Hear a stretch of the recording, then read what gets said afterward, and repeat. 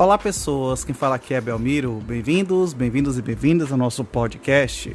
Esse podcast da Estúdio Sala de Aula, gravado com o aplicativo Anchor, Anchor.fm.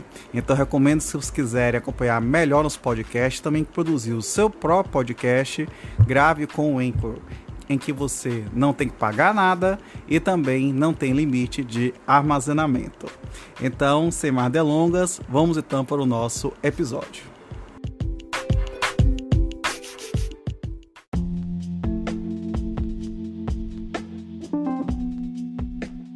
Capítulo 2 da Cooperação Internacional, seção 1, Disposições Gerais, artigo 26. A cooperação jurídica internacional será regida por tratado de que o Brasil faz parte e observará: inciso 1, o respeito às garantias do devido processo legal do Estado no Estado requerente. Inciso 2, a igualdade de tratamento entre nacionais e estrangeiros, residentes ou não no Brasil, em relação ao acesso à justiça e à tramitação nos processos, assegurando-se assistência judiciária aos necessitados. Inciso 3, a publicidade processual, exceto nas hipóteses de sigilo previstas na legislação brasileira ou na do Estado requerente. Inciso 4, a existência de autoridade central para a recepção e transmissão dos pedidos de cooperação. Inciso 5, a espontaneidade da transmissão de informações a autoridades estrangeiras. Parágrafo 1º. Na ausência de tratado, a cooperação jurídica internacional poderá realizar-se com base em reciprocidade manifestada por via diplomática. Parágrafo 2º. Não se exigirá a reciprocidade referida no parágrafo 1º para homologação de sentença estrangeira. Parágrafo 3º. Na cooperação jurídica internacional, não será admitida a prática de atos que contrariem ou que produzam resultados incompatíveis com as normas fundamentais que regem o Estado brasileiro. Parágrafo 4º. O Ministério da Justiça exercerá as funções de autoridade central na ausência de designação específica.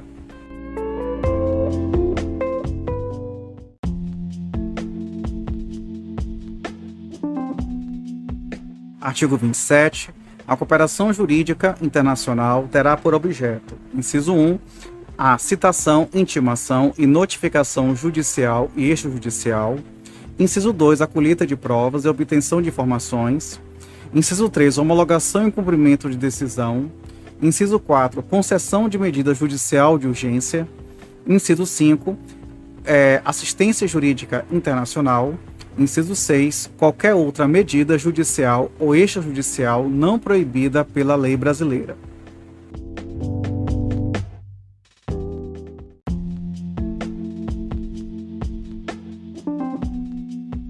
Seção 2 do auxílio direto, artigo 28. Cabe auxílio direto quando a medida não decorrer diretamente de decisão de autoridade jurisdicional estrangeira a ser submetida a juízo de delibação no Brasil.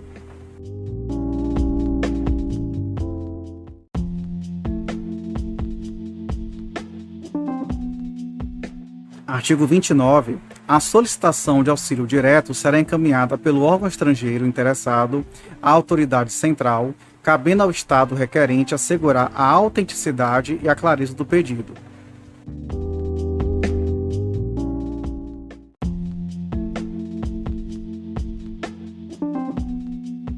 Artigo 30. Além dos casos previstos em tratados de que o Brasil faz parte, o auxílio direto terá os seguintes objetos. Inciso 1. Obtenção e prestação de informações sobre ordenamento jurídico e sobre processos administrativos ou jurisdicionais findos ou em curso. Inciso 2. Colheita de provas, salvo se a medida for adotada em processo em curso no estrangeiro, de competência exclusiva da autoridade judiciária brasileira. Inciso 3. Qualquer outra medida judicial ou extrajudicial não proibida pela lei brasileira.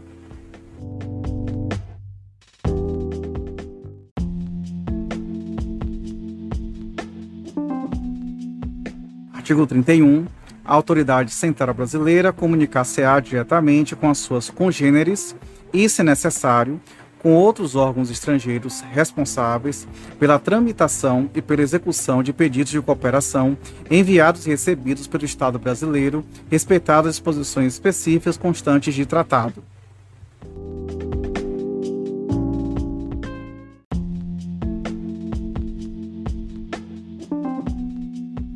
Artigo 32. No caso de auxílio direto para a prática de atos que, segundo a lei brasileira, não necessitem de prestação jurisdicional, a autoridade central adotará as providências necessárias para seu cumprimento.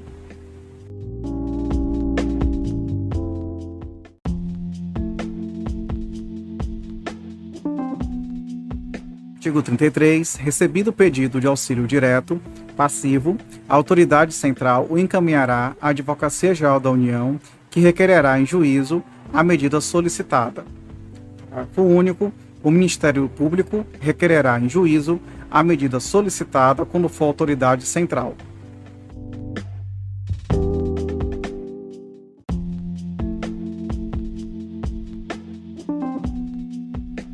Artigo 34. Compete ao juízo federal, do lugar em que deva ser executada a medida, apreciar pedido de auxílio direto passivo que demande a prestação de atividade jurisdicional.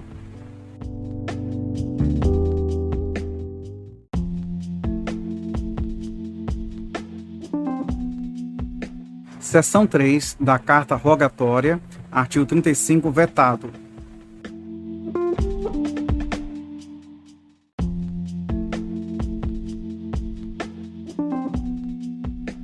Artigo 36. O procedimento da Carta Rogatória perante o Superior Tribunal de Justiça é de jurisdição contenciosa e deve assegurar às partes as garantias do devido processo legal. Parágrafo 1º. A defesa restringir-se-á à discussão quanto ao atendimento dos requisitos para que o pronunciamento judicial estrangeiro produza efeitos no Brasil. Parágrafo 2º. Em qualquer hipótese, é vedada a revisão do mérito do pronunciamento judicial estrangeiro pela autoridade judiciária brasileira.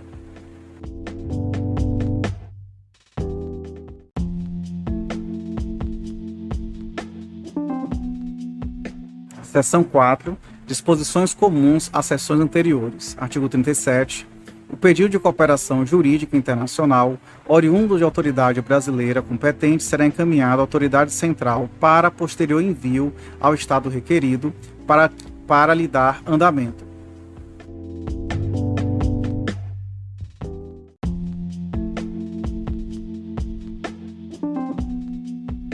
Artigo 38.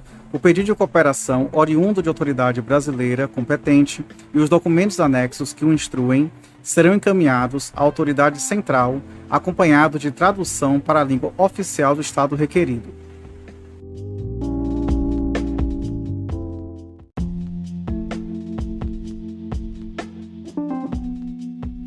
Artigo 39. O pedido passivo de cooperação jurídica internacional será recusado se configurar manifesta ofensa à ordem pública.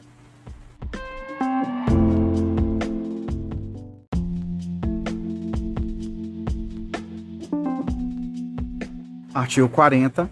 A cooperação jurídica internacional para a execução de decisão estrangeira dar-se-á por meio de carta rogatória ou de ação de homologação de sentença estrangeira, de acordo com o artigo 960.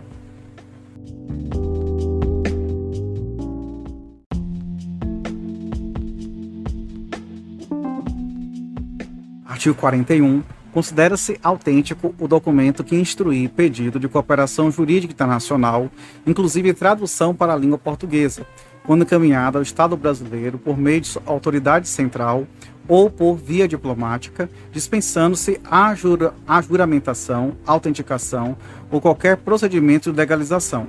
Parágrafo único. O disposto no caput não impede, quando necessária, a aplicação pelo Estado brasileiro do princípio da reciprocidade de tratamento.